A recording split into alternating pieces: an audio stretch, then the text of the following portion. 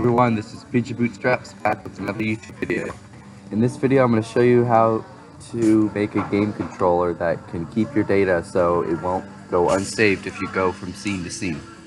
So first, we're going to create an empty object, and we'll call it Game Controller. Add a script called Game Controller. Make it for C#. I'm just going to paste that right there. I'll explain to you what this does. So first we added two rules that we're going to use on future tutorials. Player dead and in battle. Now I made a function called onEnable. Once the game controller is enabled, then this will be called space disabled. This will be called. Now this right here, it allows us, so let's say when I go into this guy, when I fight him, if I defeat him, when I go back to this scene, he'll be gone.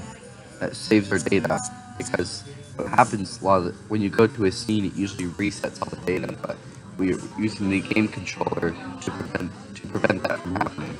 And what this does is this allows the game controller to stay in every single scene. So if we go to another scene, it won't destroy it. One thing I think I forgot to add. 1 second.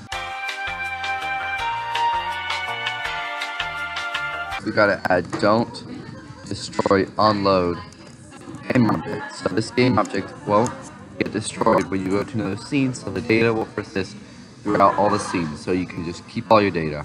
Well, that's it for this tutorial. In the next tutorial, I'm going to show you guys the battle system. I'll show you how you can fight this person, and there'll be stats and everything. So I hope you guys like this video. Please make sure to like, comment, and subscribe, and I'll see you next time. Bye. This is the floating hand right next to me.